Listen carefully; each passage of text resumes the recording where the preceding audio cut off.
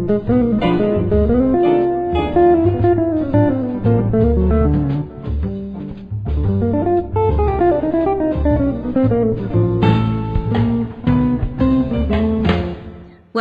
to the Derby Rotten Scoundrels monthly meeting.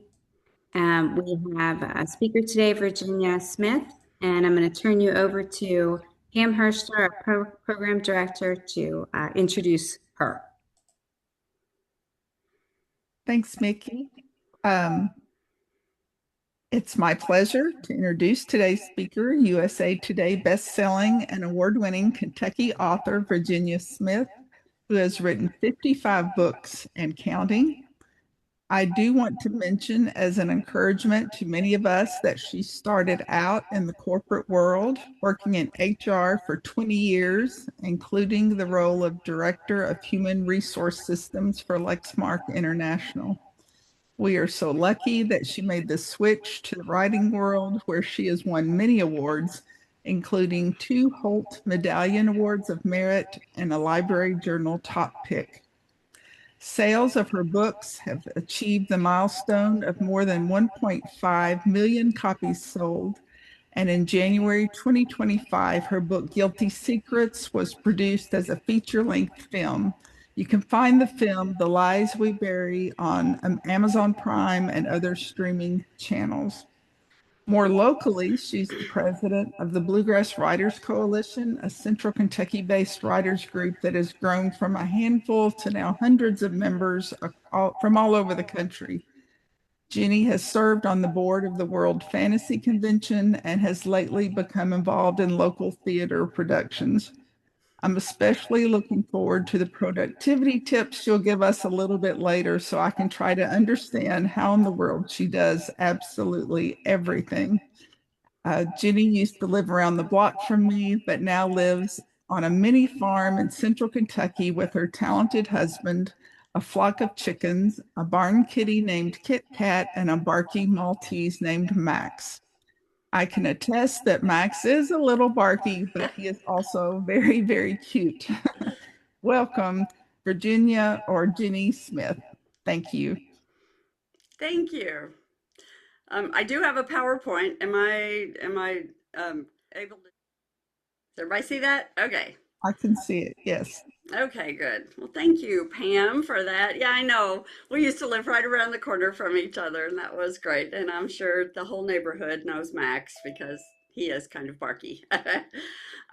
So what I'm gonna do today is first of all, I wanna start out. I'm gonna kind of go back a little bit, and you're gonna hear a little bit of my history because a lot of the lessons that I've learned did come from mistakes that I made along the way. So, first of all, I want to start out by something that you've heard a million times: treating your writing like a business. I'm sure you've heard it. If you want to be a full-time author, you really do have to treat your writing like it is your job. And if you want your writing to be your hobby, that's great. There's nothing wrong with that. For most writers, writing is just that. It's a hobby. Most writers, more than you realize, writing is a sideline. It is. But even so, even if it's just a sideline and that's all you want it to be, there are still ways that writing can be more productive. So hopefully what you're going to hear today, there are a few ways that over the next 45 minutes you'll pick things up, hopefully that you feel like I won't have wasted your time. But there have been times, like I said, in my life that when I treat writing as my business, gosh, it really, really works. And then there's times when other things become priorities, like, life. Yeah, it happens to all of us. And then just like any business venture, the writing kind of takes a dive, just like any other business venture when other priorities take over. Um, and the other thing that you've heard a whole lot, I'm going to tell you right now, what I'm going to tell you is what works for me. And some of the tips that I'll share with you might not work for you. They probably don't work for everybody. Just like some people are plotters and some people are intuitive writers. Some people write by the seat of their pants.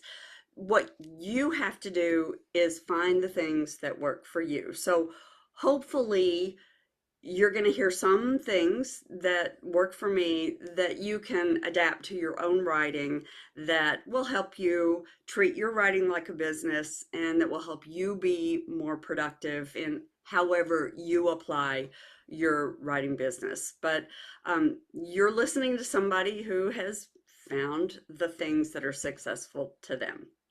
So, like I said, I'm going to start out by telling you how I got started writing because a lot of what works for me now are mistakes that I've made. So, the first thing I want to tell you is that I never wanted to be a writer.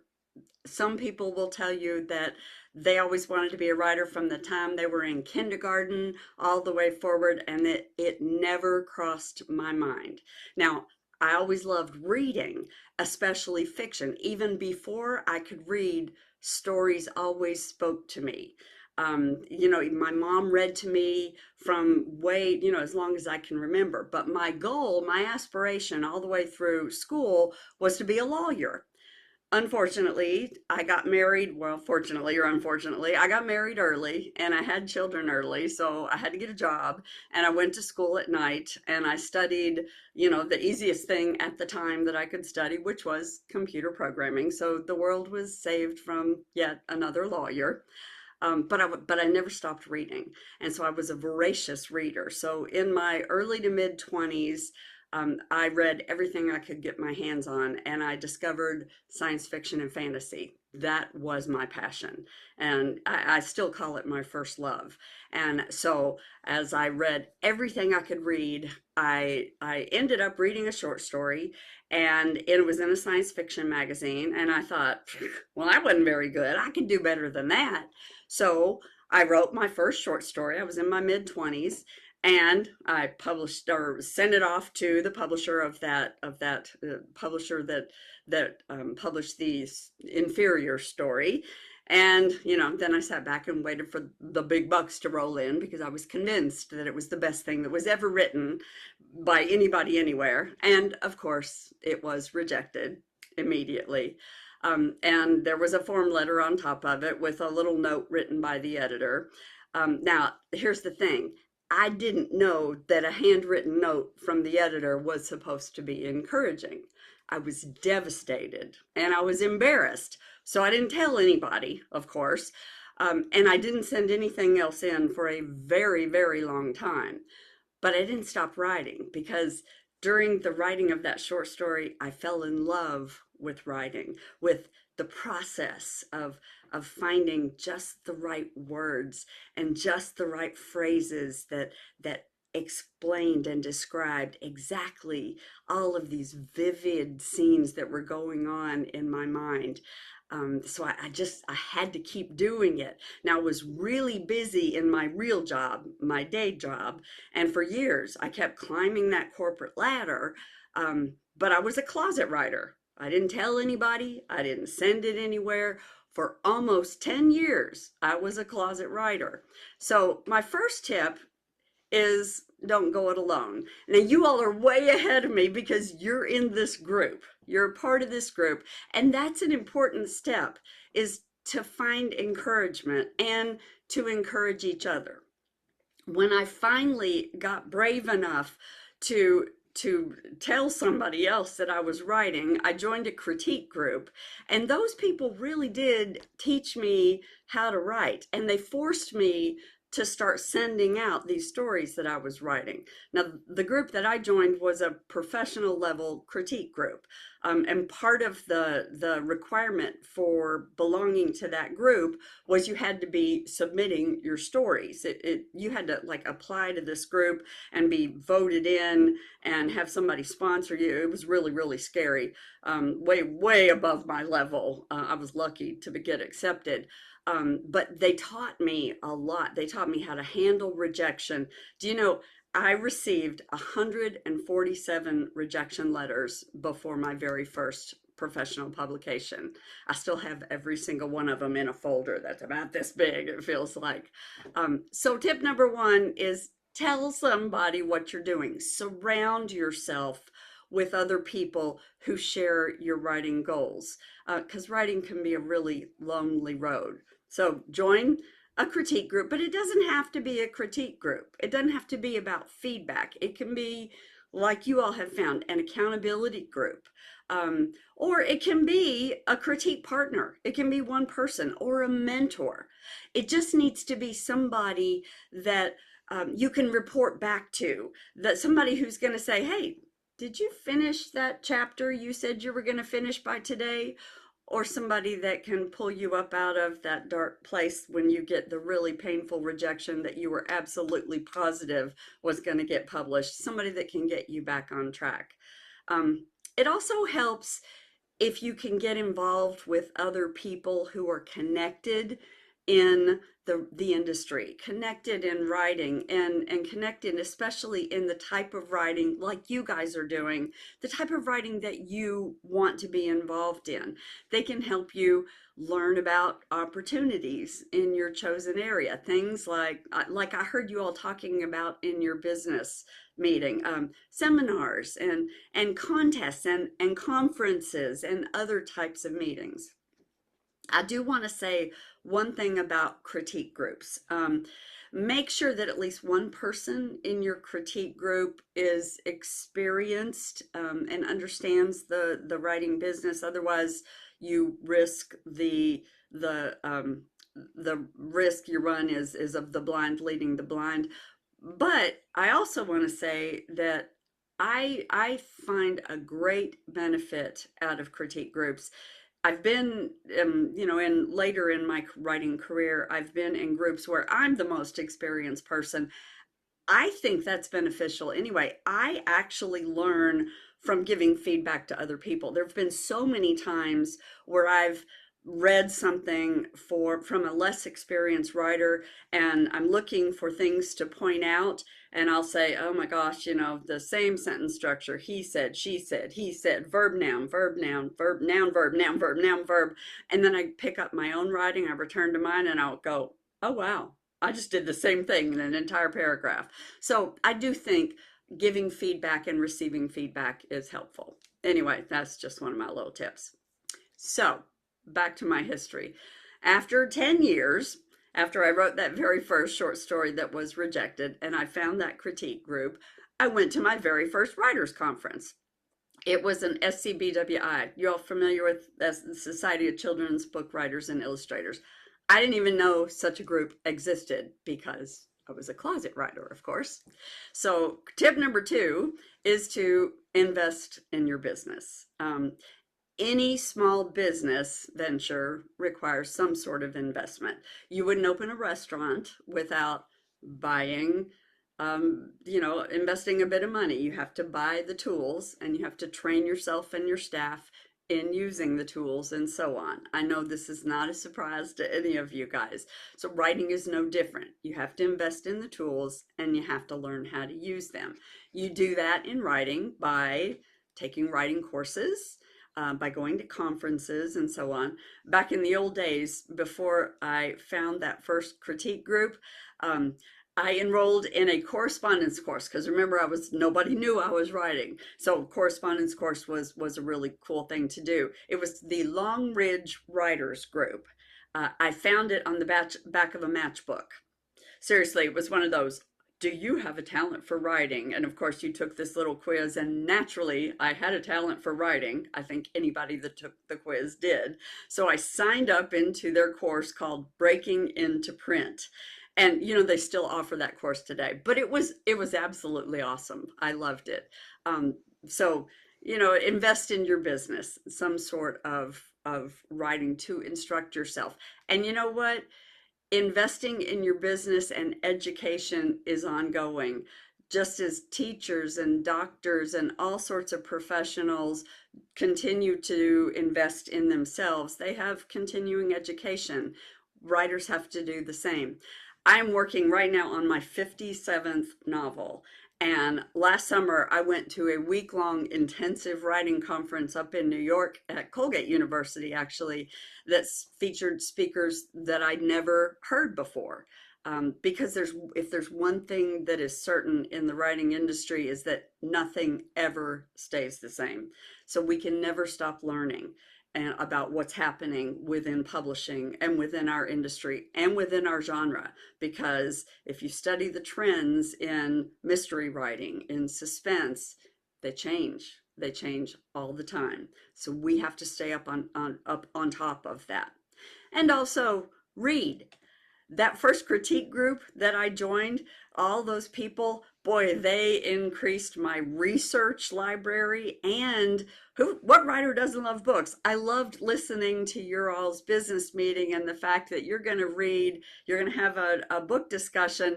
And it's not just because you enjoy reading, you're going to analyze that. You're going to talk about that and how that applies to your own writing. That's awesome. You guys are doing some really, really good things. So, in my history, all this time that I'm doing all these things, I'm still climbing that corporate ladder. And by this time, I'd reached a pretty high position. I was working some long hours and I was working late at night, and I was still writing late at night and collecting all of those rejection letters, and I wasn't publishing anything at all. But I was submitting on a regular basis. And so I was kind of building a name. I was writing science fiction and fantasy because that's what my critique group, that's all they did. They were all multi-published science fiction and fantasy writers. And I was becoming pretty well known among the editors. If you don't write sci-fi, you may not be aware, but there are a lot of magazines that publish short science fiction and fantasy, which is what I was trying to write. And I mean, I was still writing novels and so on, but that's a really good way within science fiction and fantasy to break in. So I was writing and submitting. And so all these editors were starting to know my name. So I'd go to conferences and they would recognize me and they would greet me by name, which was, actually kind of cool. So here's tip number 3. If traditional publishing is your goal, you have to learn the process. I cannot emphasize this strongly enough. One thing that you hear over and over from acquisition editors is that they get tons of material from people that either is not what they publish, or it isn't formatted correctly, or it is sent in the mail when their guidelines specifically say to send it electronically, or vice versa. And you know where that stuff goes? It goes straight into the garbage. Um, Bluegrass Writers Coalition's annual conference was last month, and we had a literary agent there who has been in the business for more than 40 years, and she said exactly the same thing. At the beginning of our conference, she said specifically that she does not represent children's books. And still, we had people at our conference, people who are in my group, who signed up to go and pitch to her, and they pitched children's books.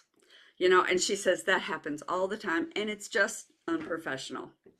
Plus, it may not seem like it to us, but the publishing industry is a really small community. Editors switch companies regularly and they talk to each other. So an author who doesn't follow the guidelines develops a reputation, and that reputation spreads. So just keep that in mind. Before you submit anything to an editor, research their submission guidelines and follow them to the T. Trust me, it makes a difference if traditional publishing is your goal.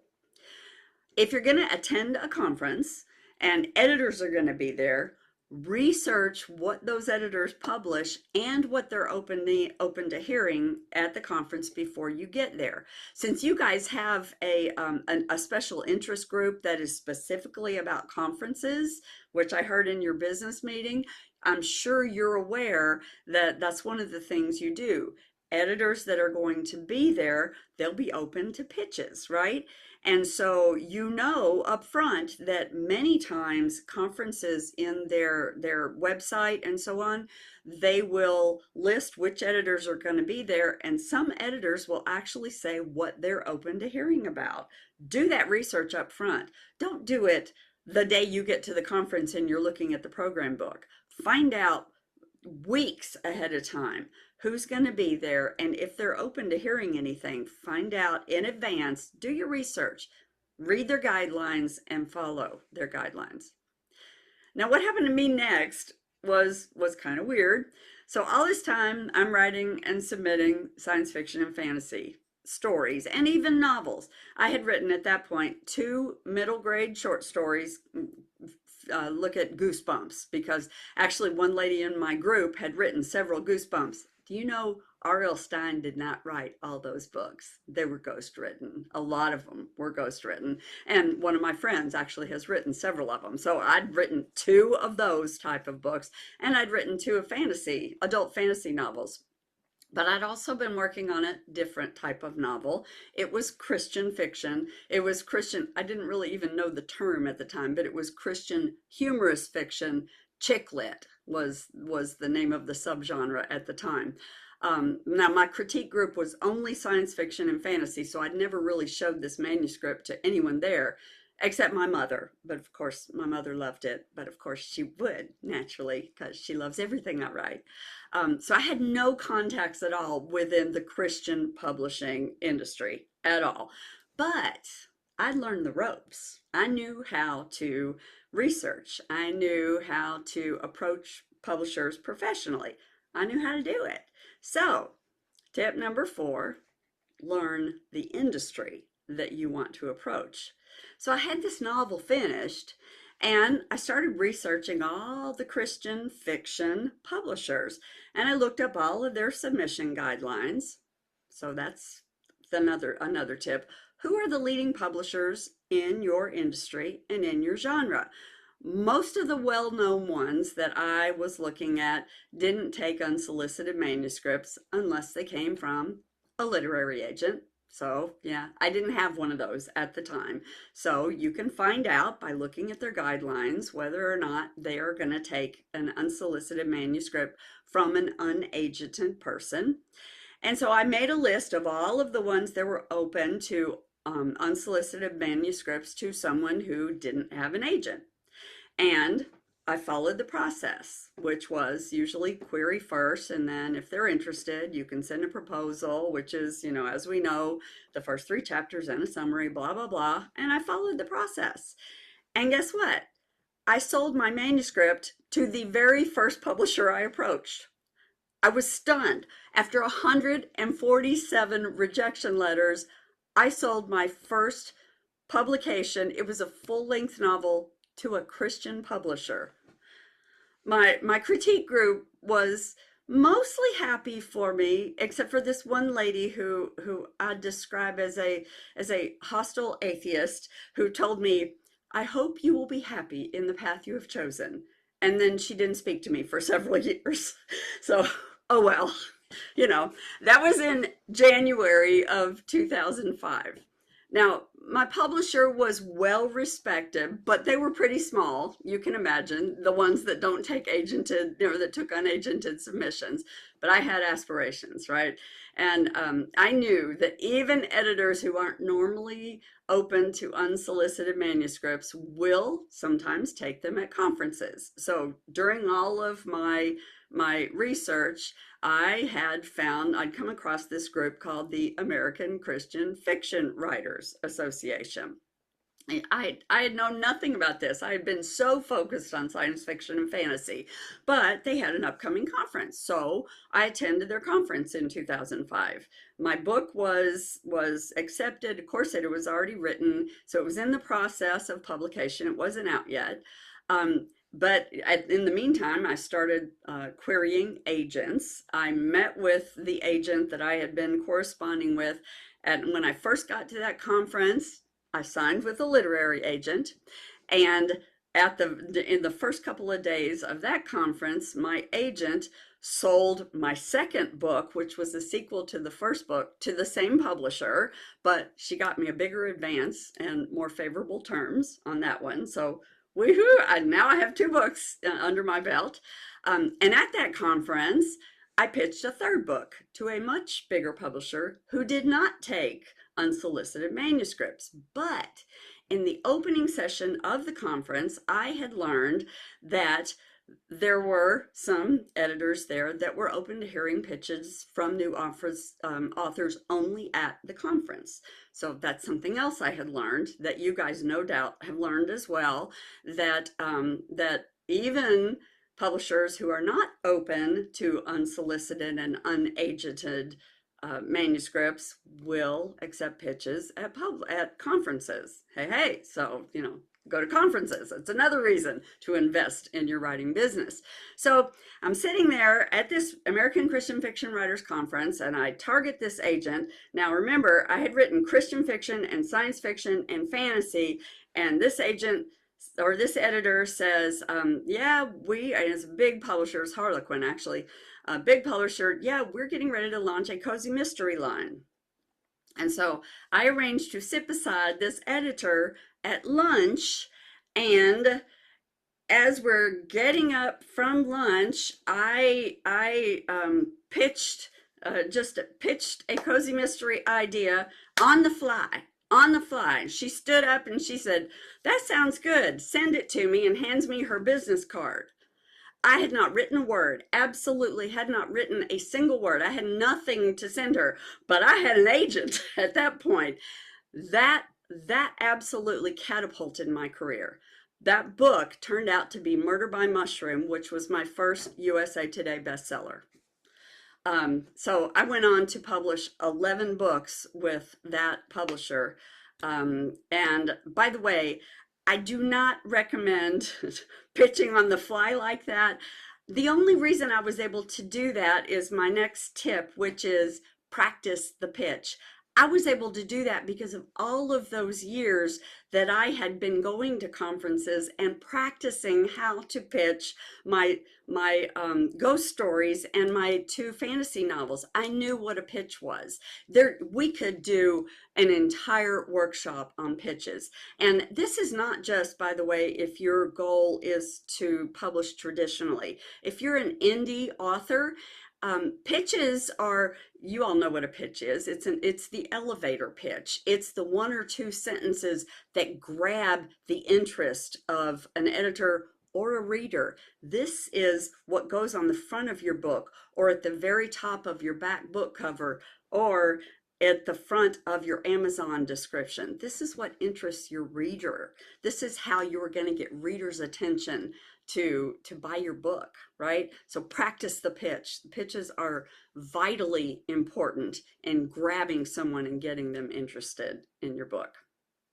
So remember, all this time I've been working in a series of corporate jobs, and I've been promoted several times. And at this point, I was a director. I was traveling internationally. I was working long hours, writing at night, and not sleeping very much. So my first book came out, and my second book was in the process and almost ready. And I was working on Murder by Mushroom and stressing big time over the deadline. There was a lot going on in my personal life that I won't even go into. And my husband at that time says, I think it's time you quit your day job and just focus on writing. Now you need to understand, I made more money than he did. I was a director for Lexmark. I was making like six figures, okay? He was not making that much, but he was a manager. He was making a decent salary. My advance on Murder by Mushroom was okay. We're not supposed to talk about money, but this was a long time ago. This was back in 2005, 2006.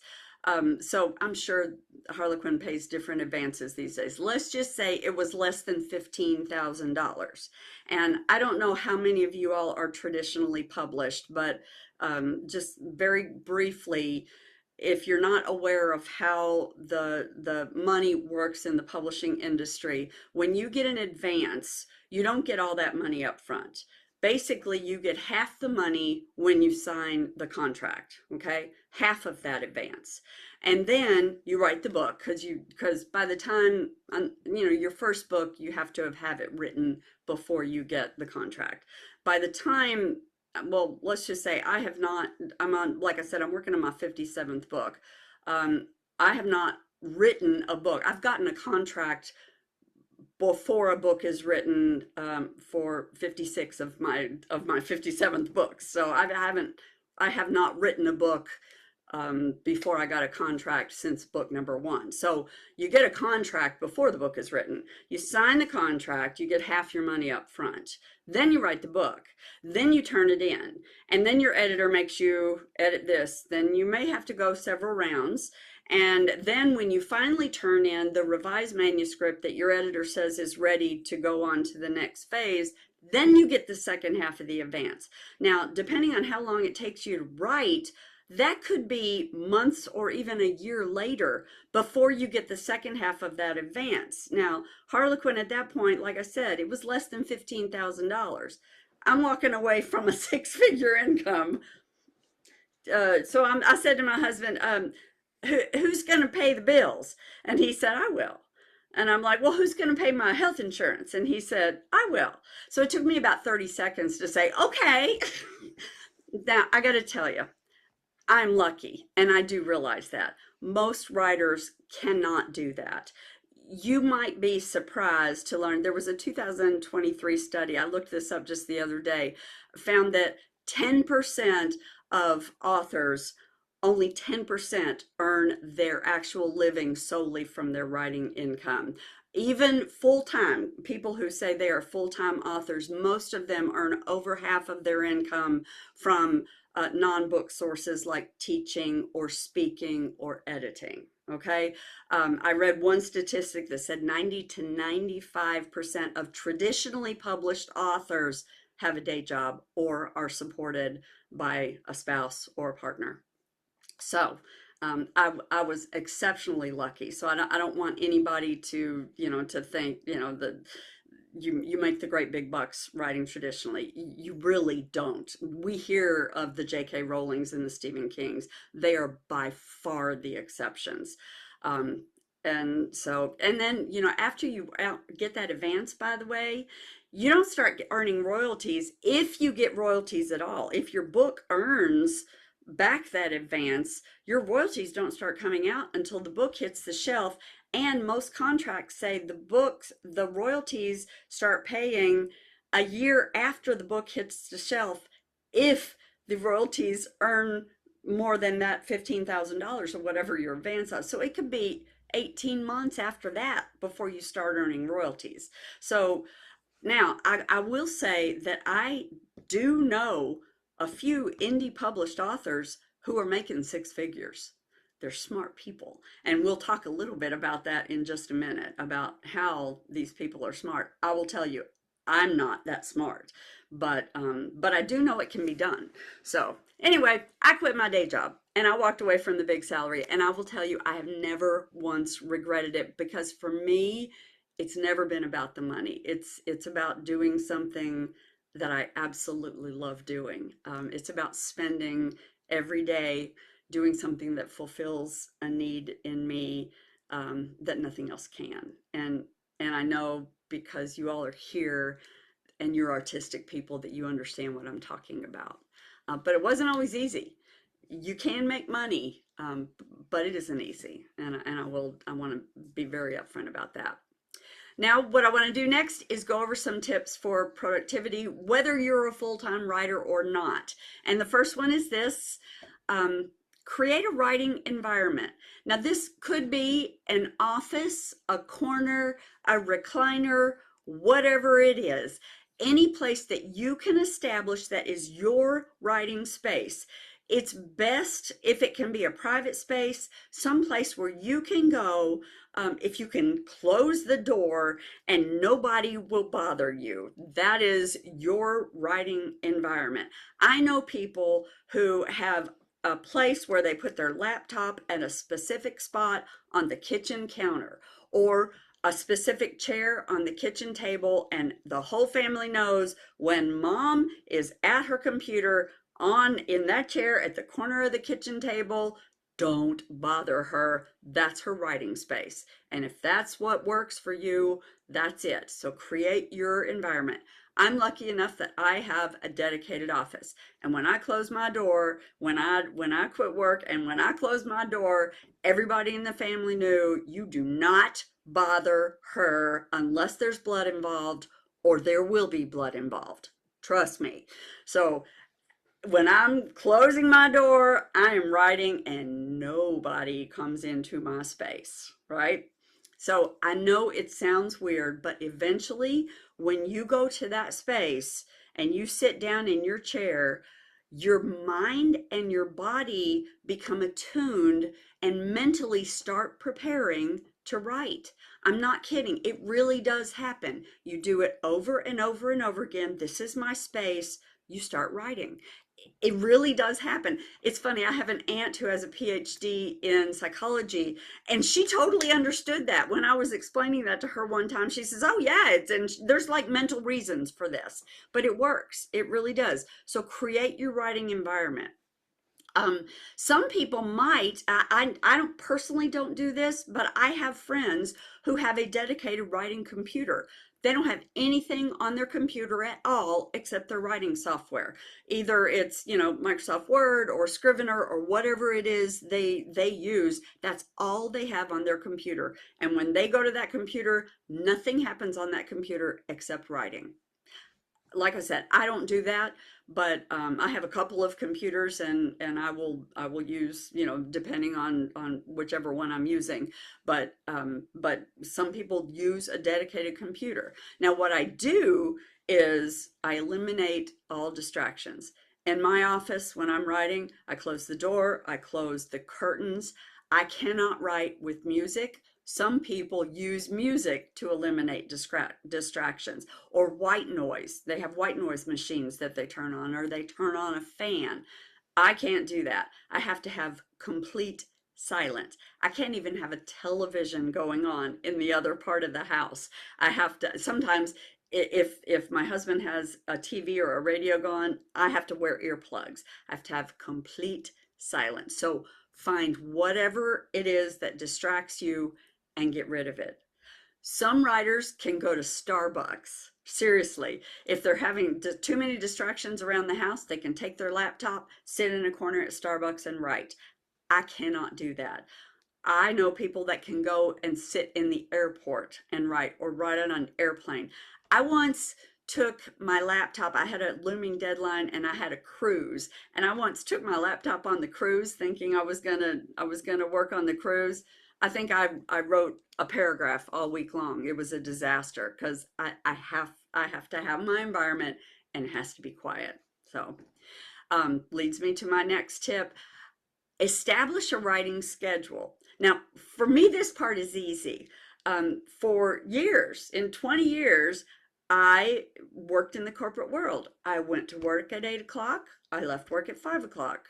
Toward the end of that, I went to work at 8 o'clock and I left work at 8 o'clock or 9 o'clock at night because I worked long hours. So I kept a schedule. So for me, when I transitioned to becoming a full time writer, I go into my office at 8 o'clock in the morning and I work until 5. If I have a looming deadline, I will go into my office at 8 o'clock in the morning and I might work late at night. I keep that same schedule. So I go to work at 8. I get up, I pour myself a cup of coffee. I go to work at 8. I have a Keurig right over there. So when I refill my coffee, I go back and forth from my desk to my Keurig and the difference is I do sometimes work in my pajamas. I would never do that in the office. um, but and I'll break for lunch and then I come back, and like I said, sometimes I work late, but the difference is I am consistent. This is my job, this is my office. I go to work every day and I'm consistent in my schedule. We all know the myth that non-writers think we are awakened in the middle of the night, inspiration strikes, and we jump out of bed and we dive for our computers and write in a frenzy. But I don't know about you, but inspiration would have to hit me with a sledgehammer to get me out of bed at 3 a.m. No, I get out of bed at 8 in the morning and I come and I start typing. Inspiration hits when my fingers are on the keyboard and I am pounding out words. And sometimes those words are garbage. But then after I've been pounding out for a while, I'll strike inspiration and the words become gold. That's when garbage turns to gold. I have to start writing first. That's just the way it works. Do I feel like writing every day at 8 a.m.? No. Did I feel like going to work every day at 8 a.m.? No. But was I going to call my vice president and say, I don't feel inspired to come to work today? No. It was my schedule. I had to do it. So that's what I do. This is my job. So find a routine that works for you and be consistent. And even within your schedule, find a routine that works for you. And what I mean by that is when I come in at 8 o'clock every morning, I sit down. Have you all ever had this happen? There's nothing worse than you come in, you open up your word processor, and you're staring at a blank screen and a flashing cursor, and you don't know what to write. Here's my daily routine. This will probably drive some people nuts. I start every single day by reading what I wrote the day before and editing it. And some people say, "Oh no, you're not supposed to do that. You're never supposed to edit what you've already written. You're supposed to just pound out that ugly first draft and never edit it, and then you go back after you finish the whole ugly first draft and then you revise." I cannot do that. What I do is I sit down every single morning, I read what I wrote the day before, I revise it, and by the time I finish that, I'm back into my story and I'm ready to take off. So I rarely have a time where I don't know what's coming next because I'm already back into it. So it just jump starts my daily routine. So I have a daily routine that works for me. Find one that works for you. I got to tell you also, because I do that, I rarely have to go back and revise my manuscripts before I turn them into my editor. And I've kind of developed a reputation with my editors that I turn in really clean copy. So my revisions rarely take more than a day or two when my editors send them back to me. So your schedule might be weekly, it might be monthly, it might just be, I can only write from 9 to 10 at night after the kids are in bed. And that's okay. The key is to be consistent with whatever it is, set your schedule and follow your schedule for whatever works for you. If you're consistent, that's when you're going to see results. And tip number 7 is to write first. Remember earlier when I said that it was important to eliminate distractions from your writing environment? It's even more important to eliminate distractions from your routines, from your schedule. So when I sit down at my writing computer, I do nothing else first, period. I do not email, I don't social media, I don't text, I don't take phone calls unless there's an emergency, of course. I don't let anything else get in the way of my writing. Nothing. I write first. Another thing I do is I set a word count to accomplish before I let any of those other things in. My personal word count is 1,000 words. So when I come in the morning, the first thing I do is I reread what I read the day before, and then I write. And I have to write 1,000 words before I will ever pick up my phone and check a text or check Facebook or check my email or call my husband or anything else. 1,000 words. And then I'm free to do Wordle or do connections or anything like that. 1,000 words, nothing else. And then the weirdest thing happens. After I've written 1,000 words, I am so into my story that at that point, I may go check an email, I may check Facebook, I may do the Wordle, but those things feel like distractions. And I'm then eager to get back to my story because I'm into it. And then my writing for the rest of the day just flows. It's like yeah, I'm just way more productive because everything else is a distraction. Let me get back to my story. Does that make sense? So, okay, so and then in addition to your initial daily word count or your session word count, whenever your session is, set that word count session goal. Now for me, my session is every day. Okay, I write every day. Weekdays, let me clarify, Monday through Friday. I don't write on the weekends, just like I tried not to work on the weekends, although in later in life I did. But so Monday through Friday, my session goal, my daily goal is 2,500 words normally. Now, if I have a looming deadline, I might increase that, whatever. But I try to write 2,500 words every day, 1,000 words in the morning, but 2,500 words every single day.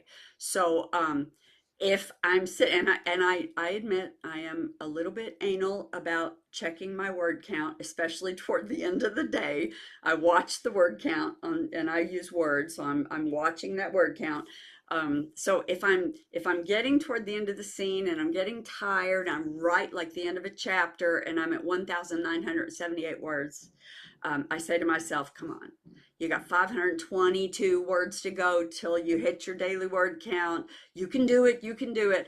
And I might just, pound out the ugliest words in the world. And I know the whole time that tomorrow morning I'm going to have to revise those words because they're going to be ugly. But by golly, I'm going to hit 2,500 and I get it done. And that's how I'm productive. I'm going to get that 2,500 words done, right? And then my next tip, it might not be as important to you, but it is important to me. I'm checking my time because I don't want to, oh gosh, we got to really hurry. Celebrate milestones, you guys. At the end of every day, my husband and I have this routine. We sit in the hot tub every night. Even in the wintertime or in the summertime, we turn it down, but we sit in the hot tub. It's our downtime. And my husband says to me, how many did you get today? And if I say 2,800, he says, fist bump, good for you. And if I say I only got 1,800, he says, that's okay. That's 1,800 words closer to the end. You can do it tomorrow. I know you will. It means something to me. And encouragement does promote perseverance. So that's important to me. So that's where your critique partners or your mentor, or if you don't have somebody, like that, like a spouse or a partner, call your mother, call your sister, call your best friend, somebody that you can celebrate. And also celebrate, I also target big milestones like midway through a book, or when the end. I have like a big milestone, like golly, when I get to chapter 26, that's, maybe, or maybe 14 or whatever my midpoint is, by golly, I'm getting a pedicure. I deserve it. I'm getting a pedicure. And that is a big milestone to me. And I celebrate that. That's important to me. And I target those things, and those help me. They give me the impetus that I need to keep going. All right. We're at 45 minutes and I could talk for another bunch of time, but I'm going to stop right there just because I don't want you guys, I want to give you guys time to, to ask questions if you want. Well, Jenny, that, as I knew it would be, that was absolutely marvelous. So I would sit and listen to you for hours, just so you know. Oh, I could go on for hours, trust me. Does anyone have a particular question that's come to mind? Please unmute yourself. There we go. I see Eileen. Okay, I have a question. So you spent 20 years in corporate. Do you see any carryover from your work to, for example, you talked about pitching, you maneuvered to sit next to an editor. Was there some transference from your work in corporate that you brought to especially how you did pitches and that sort of thing? I have like 4 or 5 more slides that I did not get to, and that is one of them. Yes, absolutely. And I will say, um, I think my corporate career gave me a little bit of a leg up. One thing that I didn't talk about is, in my mind, there is a difference between writer and author. A writer is someone who writes, and to me, my primary job is writer. That's what I do in the mornings. An author is someone who markets their work, and the author is the professional person. The author is the person that understands marketing, that understands the publishing industry, that understands the publishing business. And one thing that I think most writers don't get is that the publishing industry is a $32 billion industry. This is the US publishing industry. Publishing companies are in it to make money, folks. You can write the best book in the world, and if the marketing department doesn't think it's sellable, it will never get published traditionally. Indie authors need to understand that there will be 4 million books released this year. 4 million new books. What we need to do is we need to find out, where is the target audience? Where are the people that are going to buy your book? Where do they hang out? Do they hang out on social media? Where are they going to buy? Where are they going to find out about the next book they're going to buy? How are you going to be in that place where that target audience is going to be, and how are you going to grab their attention? That's where traditional publishers, that, I get so irritated. Or at the beginning of my career, I got so irritated at the marketing department. Do you realize that the marketing and the art departments, they don't even read the books that they're publishing? They do not read them. They do the covers. I had a slide to show you. They do the covers based on the questionnaires that the author and the editor fill out, telling them about the books, and then they do all of this market research. And it's like, I got this one cover from the art department. I'm like, that it was based on the story was Kentucky thoroughbred industry. It looked like an Ohio pig farm. I'm like, what? That is not Kentucky. That is not a Kentucky thoroughbred farm. And my editor says, well, the marketing department thinks thinks it's compelling. That book sold 33,000 copies in 1 month because it was compelling. I was like, what? Because those people are trained. They understand publishing. They understand marketing. They understand what they're doing. And as a business person, I was in the corporate world. I stood in front of multiple boards of directors and convinced them to spend millions of dollars buying a computer system that it would take years to see an ROI on. I knew that. I knew that going into the writing. And many indie writers don't understand that. And I think that's where we as authors can do a better job, because if we want to make money, if we just want to write as hobbies, and we want to see our books out there, and we want to go to book signings and sell 15 copies at a time, great. That's our hobby. That's wonderful. If we actually want it to be a business, we have to approach it like a business, and we have to understand the publishing industry, whether we want to be indie or whether we want to play with the big boys, frankly. So thank you for that question, because it's something I feel very strongly about. And I'm not very good at it, which is why I still pursue traditional publishing primarily, although I play in the indie publishing world a bit. Any other questions? Susan, I saw your hand. Yes. Yes. Hi, Jenny. Thanks for a wonderful presentation. You mentioned at some point determining who is the leading publisher in whatever genre you're working in. Do you have some suggestions on how to do that? Well, first of all, you need to watch the bestseller lists very closely. And Amazon, yes. I would, some Amazon, I do watch the Amazon bestseller list because I think book buyers do use Amazon, but I also watch the New York Times, I watch the USA, I watch all of the bestseller lists. And I pay very close attention. Do you all use publishers? Do you view Publishers Lunch? Do you subscribe to that? I use Publishers Weekly. I look at all of the traditional publishing, magazines, and and news like that. And I go to bookstores and look at what's hot on their lists. So yeah, and then I mean you gotta. I hate I hate the fact that the big five publishers have basically swallowed up all of the small publishing houses. I mean, but it's the way the publishing industry is going. So you got to watch the big five and you got to watch their bestseller list. So, look at Hachette, look at Random House, look at, and all of because you all are mystery and crime, you know who's publishing the best-selling books within your genres. You look at the bestsellers of those and you look at those publishers. Cool. Thank you. I think I saw Lynn's hand next and then Franny after Lynn. Hi, Lynn.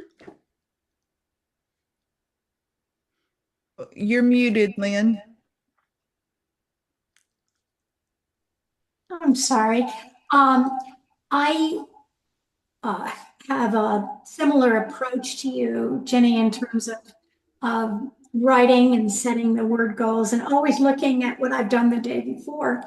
But my problem, and this could just be because I'm older than dirt, is that by the time I've done my writing for the day, I'm just beat. And the last thing I feel like doing is marketing and doing all the things connected with publicizing or promoting my work. How do you manage? Because today's contemporary writers are expected to, even when they're traditionally published, are expected to do most of that. How do you manage all that? It is hard, and in some cases, you might have to, instead of writing 5 days a week, if you can't divide your work, Yeah. like morning and afternoon, or 3/4 of the day and then 2 hours here, you may have to say Monday, Tuesday, and Wednesday I'm going to write, Thursday and Friday I'm going to author. Or work 7 days a week and 2 days you author and 5 days you write. You may have to do things like that. What you say, Lynn, is so true. I've said recently, it used to be that publishers were looking for people who could write that also had a platform. Nowadays they're looking for people with a platform who might be able to write. It's absolutely true. They want people who can sell books. Oh, by the way, that can also write books. Yeah. Yeah, it's because the market has gotten so tough. It's, like I said, 4 million new books are going to flood the market, and that's mostly because of indie publishing. Um, you know, it's competitive. It just is. Yeah. Okay. Thank you. All right. Did somebody else have a question? Franny. I did. You said that you have contracts now before you write the book, which obviously I'm not there yet or close. But how much do you have before? Are you a plotter or do you have to still kind of do your 3 chapter pitch? Or are you more of, you said, an intuitive writer? Um, um, okay, it depends on the publisher. Because I have been writing for multiple publishers for a while. Um, okay, it's a weird question. Um, if I write a a character driven novel, I usually start out intuitively. I pants it until I get to know the character. So, 3 or 4 chapters, and then I used to be a pantser all the way for the first several books until I started writing mysteries. And I don't know how you guys do it. I cannot write a mystery or romantic suspense without and planning the clues and all this without having to go back and revise it 47 times without plotting it up front. So if I'm writing a mystery, I absolutely have it plotted out completely in advance. Absolutely have to. Now, what happens these days with publishing, with my publishing, um, I have I have developed a relationship with publishers that usually I don't even come up with ideas. They contact me and say, "Hey, we're going to do a series on this. Do you want to write 3 books?" And I'll say, "Sure." And then they tell me what it is. They'll say, like for instance, I have done the last dozen or so books I've written for a publisher that is direct to consumer. It's a book club publisher. So I've written like I wrote 3 books in an Irish cozy mystery series that is set in Ireland. So this is a book club. And so consumers will sign up for a book club and they get a book a month. And so they contacted me, and because they know that I love all things Irish, because I've written a lot of books, and so I have a relationship with this editor. And so they contacted me and said, "Hey, we want to do a book set in Ireland. And it's cozy mystery. Do you want to write some of the books?" And I'm like, "Heck yeah." And so I got to write book number 1, which was the opening book in the series, and book number 5, which was the pole book, the middle book, and book number 12, which wrapped up the series. And so so I got to create the series. And then they hired different authors, kind of like being hired to write an episode of Friends or something like that, or Murder, She Wrote. I got to create the series and create the characters, and then somebody else got to write episode number 2 and number 3, and then I wrote number 5, and then I wrote the ending. And so, so each book stands alone, but the characters continue. And so they called and said, "Do you want to do this?" And I said yes, and then I sent them ideas. so yeah, so you know but that's later in the career. So Of course. yeah, so yeah, but that's kind of fun. I really do. I've enjoyed doing that, and I'll tell you honestly, the reason that I've kind of morphed into that, actually the number 57 that I'm working on right now, I guess I was misleading when I said that. Number 57 is not contracted. It's the first book that I have written since book number 1 that I don't have a contract for, because it's a total, I'm totally going outside of anything I've ever written before. It is a split time novel. That is, it's totally different. It's a completely different style of novel. The past, I was married to a man who was 20 years older than I was. I was married for 32 years, and he got really, really sick, I guess about 8 years ago. And so uh, I couldn't stop writing, because that's who I am and that's what I do. But I also became a caregiver, and um, so I couldn't do a lot of the marketing that we're just talking about. And so my agent hooked me up with 2 different publishers that are these book club publishers. One of them is Guidepost Books, so they're very Christian. So I've been writing a lot of biblical historical, and then this cozy mysteries. I've written, gosh, I want to say 15 for them, because there's very little marketing involved, because it's direct to consumer. Because my late husband, I mean, it got pretty bad, and then he died. So I didn't have a lot of time to do a whole lot of marketing. So then he died, and then a year later, I met someone else, and then I got remarried. So this book that I'm working on right now is totally different. So it's going to be a big one. It's very big. So I don't know. I feel like I'm branching out. I've still got these other book club books, and these editors are calling me, and I just turned another one in, but now I'm working on something totally different. And to answer your question, I'm kind of seat of the pantsing this one a little bit. So I don't know. Yeah, I feel like I'm branching out. Thank In you. the meanwhile, I'm plotting another book club book. So I don't know. We'll see. We'll see what happens. And this one might kill me. This one might be the end of my career. Of course, I don't know about you guys. I will tell you this. Book number 56. I turned book number 56 in, and every single book I have written, when I'm writing it, I think it's the worst trash that has ever been written by anybody anywhere. And this is the one that is going to kill my career. This is the one where everybody is finally going to say, Virginia Smith doesn't know what she's doing. She cannot write. What in the world has happened to her? I say that with every single book. And then the next day I'll pick it up and I'll read what I wrote the day before and go, what was I talking about? This is Pulitzer material. This is the best thing. And so if you all ever have that happen, I mean, honestly, it's normal. It happens. We love our work. We hate our work. We love our work. I think it's just the writer's malady. Did I see one more hand? We are out of time, but I thought I saw a hand. Maybe I didn't. Any other questions? Okay, Mickey, do you want to wrap us up or? Sure. I just want to thank Jenny so much for talking today. Very, very helpful, especially the productivity tips. I know we will all utilize those in the coming months. And just thank you so much for your time. Really appreciate that. Thank you for having me. I really appreciate it. And I tell you what, I put this together. It really helped me. It really did. It's like, okay, how do I do this? I had to like focus and figure out, gosh, that's how I do it. Yeah. So thank you very much. Thank you, Jenny. Yes. Thank you. Thank you very much. Thanks, everybody.